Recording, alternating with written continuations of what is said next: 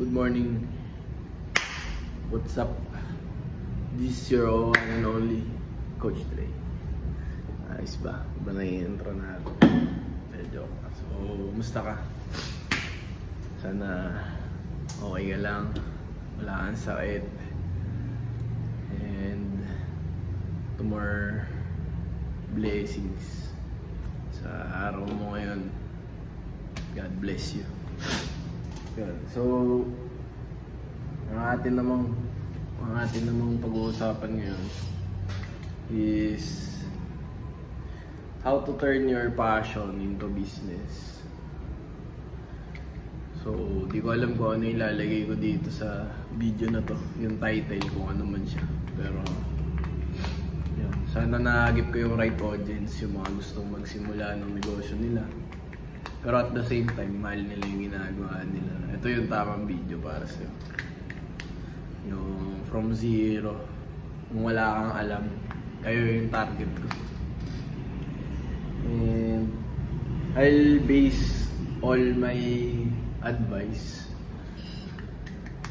and instruction from my experience. So, sa mga di nakakilala,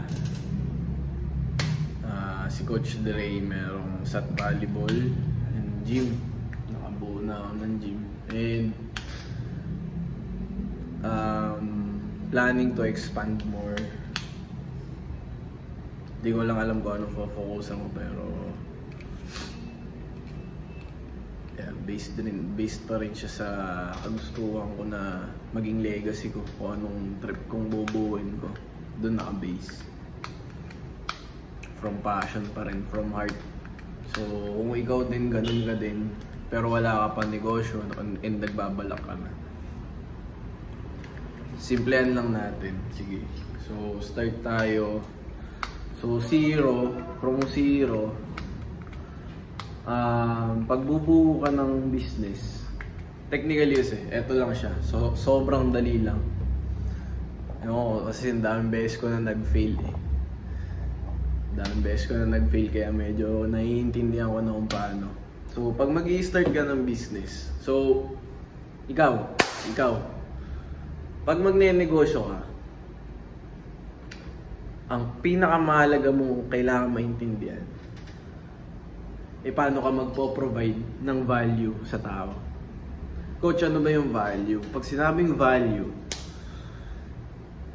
kanyari, ito na lang, babe. Sorry. Ito, babe. Yan, babe. Hindi ko pinapromote ha. Pinapakita ko lang. Babe.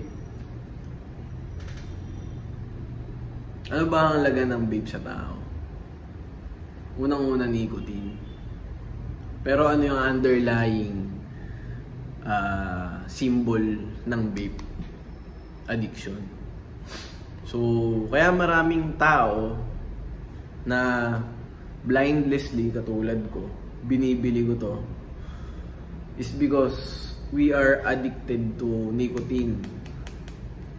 So, ano ba ang value ng nicotine sa isang tao na katulad ko? Ang reason ko doon, kaya ako nagaganito, is because ang value na ito sa akin ay may times na stressed ako, hihipak ako, feeling ko nakakapag-isip ako. Yun lang yun. So, kaya ako bibili na ito. Ang specific purpose na ito is because nakakahinga ako dito. Nakakaluwag ako. Pag nakaka-inhale ako ng nicotine, parang lumuluwag yung pag-iisip ko. Lumalawak. Yung mga problema na meron ako is naiisipan ko ng solusyon pag namihipak ako na ito. So, di ko, for the sake of the video, I will not show you na iniipak ko to. Pero, yun. So, gets ba? That is value. So, what else?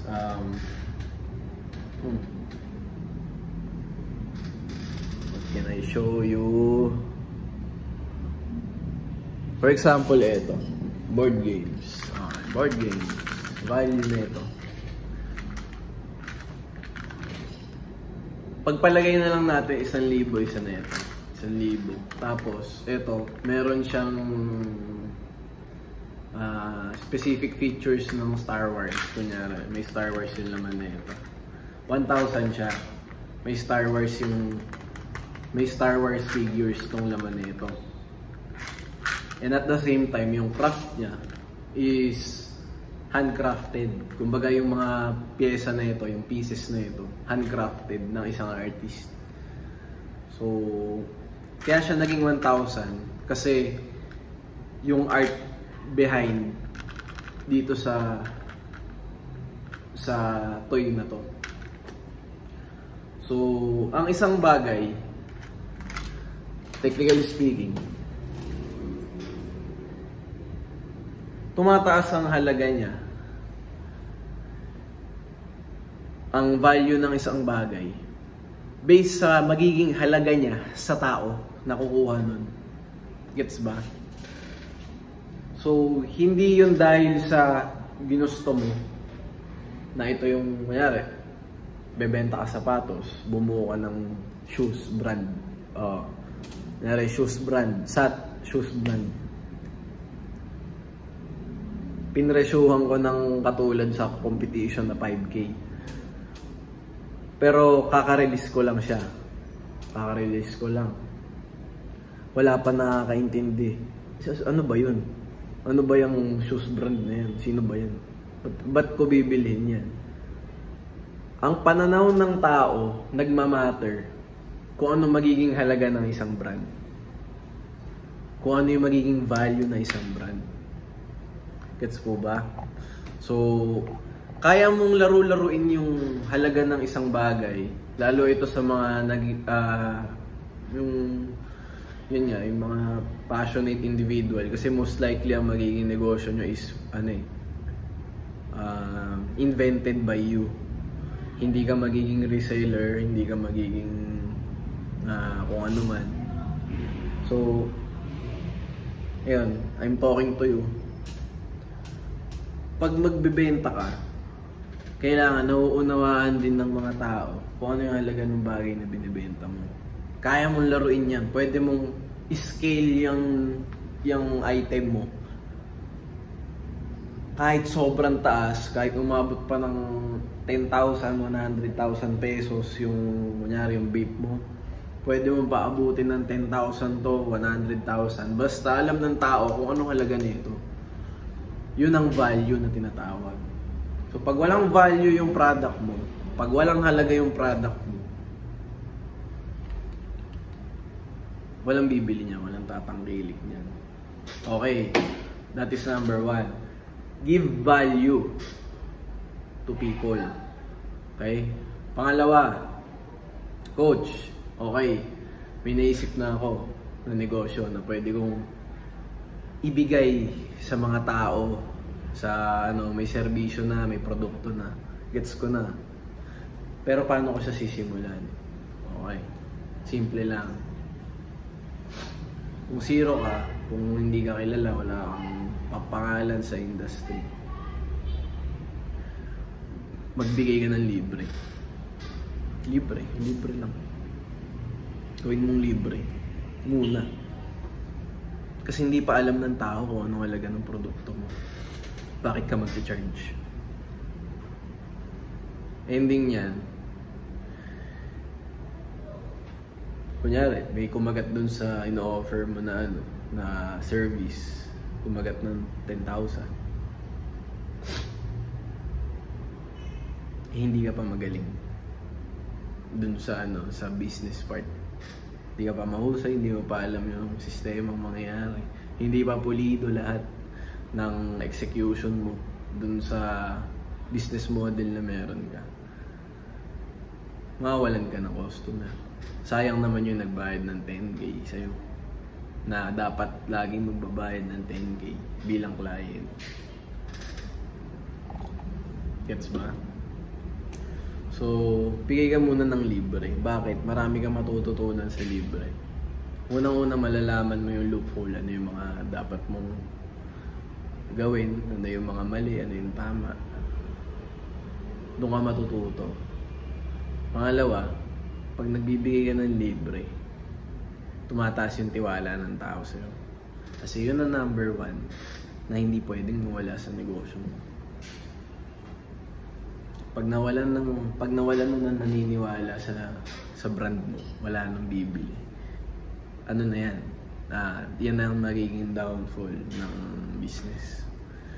Kasi wala nang naniniwala eh. Sinira mo yung binuo mo.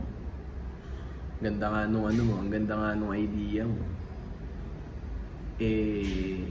Naman, parang palpak. Hindi mo pagkakatiwalaan yung serbisyo mo or product. So wala din. Hindi na uulit. Maaaring nagbayad ngayon pero hindi na uulit yun. Sayang.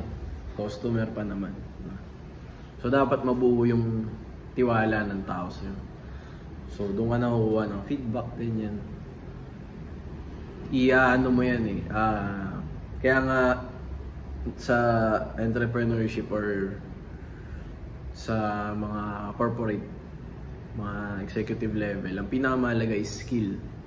So ang skills ay nade-develop through experience, through seminar, trainings, ganyan.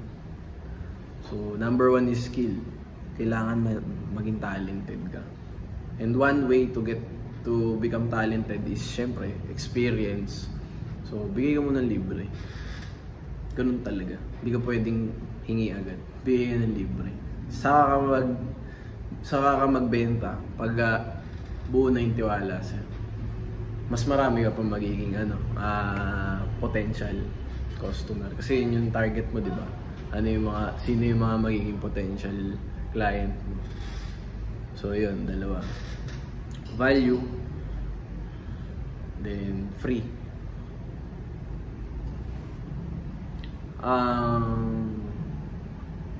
Pangatlo siguro is cash flow. So from zero, hanap ka ng valuable na bagay, kung ano mang produkto, kung anong service yung gusto mo ibigay sa tao. Yun. So bakit ba ang doktor pipirma lang meron na 1,000, 2,000 pa nga? Napapaisip ka ba? Kasi yun yung halaga nila sa tao. Yun ang halaga nila sa mundong ibabaw. Doktor sila. Pagagalingin ka nila. But yung mga janitor, hindi naman sa namamalita, in comparison lang dun sa kikitain.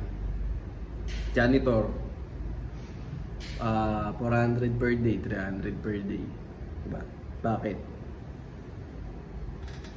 Kasi yun yung halaga nila sa mundong ibabaw. Yun yung value nila. So kung gusto mo na malaki din yung yung kikitain mo, dapat malaki rin yung bagay na ibibigay mo sa tao. Malaking bagay yun sa kanya. Kahit ano pa yan, kahit ano pang negosyo yan. Gets? So yun yung number one. From zero, value, bigay ka value. Pangalawa, ngayon nakaisip ka na ng ng bobohin mo. Ngayon, paano ka magsisimula? Simulan mo ng libre para madami kang tao na tatangkilik sa'yo. Yun ang number one concern mo, di ba? Sino? So, bigay mo muna ng libre. Buuin mo yung tiwala ng tao bago bumili sa'yo. Pangatlo, cash flow. Ngayon ang cash flow. Bakit kailangan kong sabihin ko sa video na to? Bakit part to ng how to start a business? Kasi nakompleto ko na yung dalawa. So pangatlo, pinakamahalaga, cash flow. Ng isang negosyo, ang isang business, hindi mo matatawag na business yan if walang cash flow. Hindi mo matatawag na negosyo yan kapag wala kang kinikita. Ang number one definition ng isang business is cash. So magkakapera ka kapag magkakaroon ka ng business kapag may pera ka na pumapasok. Matatawag mo siyang negosyo. Gets? Hanggat wala napasok, hindi negosyo yan. Baka hobby lang yan. Ba, trip-trip lang yan. It's not enough for you to feed yourself. Diba? So, yun. Kailangan maramdaman mo na may pumapasok na pera bago mo matawag na negosyo yan. Ewan ko kung anong amount yun na magiging mahalaga sa'yo. Pagpasok sa'yo, ay puta, may negosyo na. Cash is king. Kailangan meron. May napasok na pera. Ay shit, 15K. Pang. 20K. Pang. 25. So, ngayon matatawag mo na working business model yung meron ka. Kapag marami nang pumapasok na pera. So, yun yung tatlo. Isa pa. Okay. Dagan natin. Number 4 is solve problems. So, sa negosyo, kaya ito, gym. Ano bang klaseng problema ang sinusolve ng isang gym? Number 1, yung mga nananabanan na tao. Kunyari, nananabahan na. Punta ka gym, maraming tutulong sa'yo. Nandun lahat ng equipment. Diba? So, ganun. Pangalawa, yung health problems. Kunyari, may mga iniinda ng sakit yung tao. May mga pangangailangan na para maging bumalik sa healthy living siya. Dadaling ka sa gym. Kasi physical exercise requirement yan. Okay? Pangatlo, community. So, nagbubuhat ka nga sa bahay nyo. Wala naman nagpo-push sa'yo. So, pupunta ka ng gym. Hahanap ka ng gym na, ay puta, nandito nagji-gym si Arnold Schwarzenegger dito sa SAT Gym. Dito nagji-gym si David Lade, si Sam Sulek sa SAT Gym. Talagang may inspire ka nun. Talagang gagana ka pumunta nun kasi nandun yung idol mo. Nandun yung mga tropa mo. Nandito yung tropa mo. Diba? Gagana ka mag-gym nun. Magiging consistent ka nun. So, yun yung mga bagay na sinusolve ng isang gym. Yun yung mga problema na sinusolve niya. So, kung wala kang problema na sinusolve, ba't ka pa nagdegosyo? Wala ka rin pala namang maiaambag sa mundo eh. Wala kang pakinabang sa tao. Ba't ko bibilin yan? Ano bang meron sa produkto or service mo na pakikinabangan ko? Ba't ako magbibigay ng pera sa'yo? So pagka nakita mo na yung sakit ng client or yung magiging business mo, hinahanap mo yung magiging pinpoint na sakit ng tao. Pag nahanap mo yun, concentrate ka doon. Yun ang pag-focusan mo na isusolve mo na problema. So kung mas malaki ang problema, kunyari,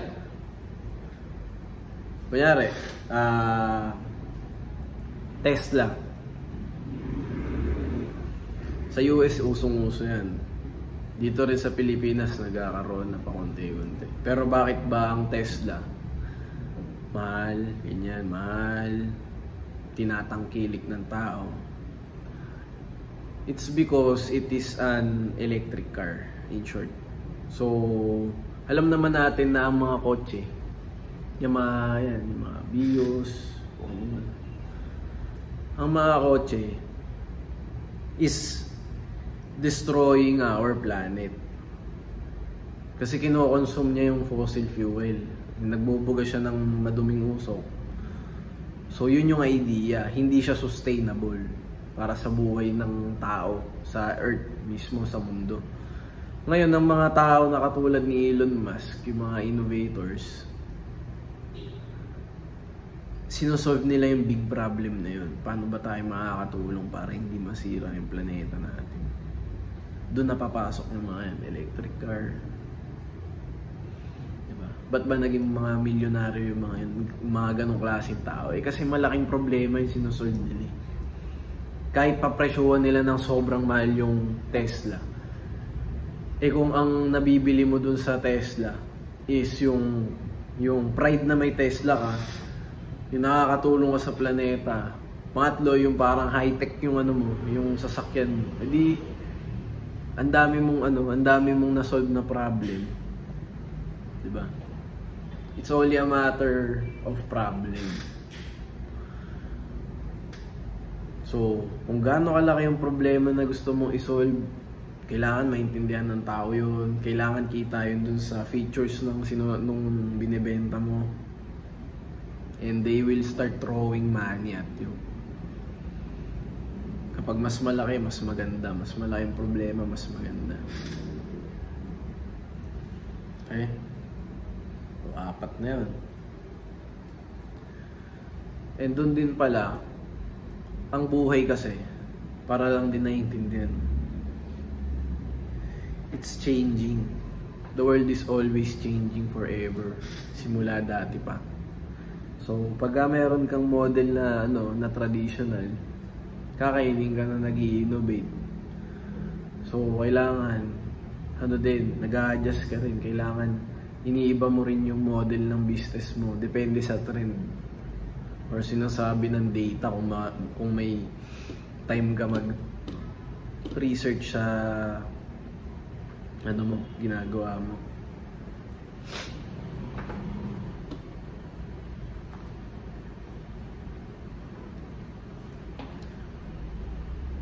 Five. Nagdagan mo ba? Bibitinin ko na dito. Para makita ko naman kung sino nanonood ng vlog ko. So, comment down below kung nanonood ka. Gamitin mo yung YouTube account mo para nalalaman ko sino ba yung mga nanonood ng vlog ko. Comment down below ko. Itutuloy ko pa o hindi na. Pero yun yung top 4. Okay? Top 4 yun. So, kung ano ka pa, kung undecided ka pa, eto na siguro yung sign para simulan mo na yung trip mo. Okay? Libre na yung binibigay ko. Ito yung mga gantong advice, aabot na yan ng 20k to 30k masterclass. Okay? Yan lang ang secret. Sasabihin ko ng libre. Gets? So, yun yung top 4. Summarize natin para sa Facebook. So, top 4 secret pagbubuo ng negosyo. Number 1, value ng binubuo mo. Pangalawa, what you call this na wala ito niyo. Free, bigay ka ng free.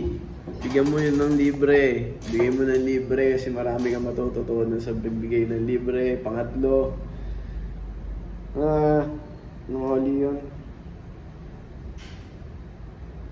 Basta yun na yun. Sige na, babay na.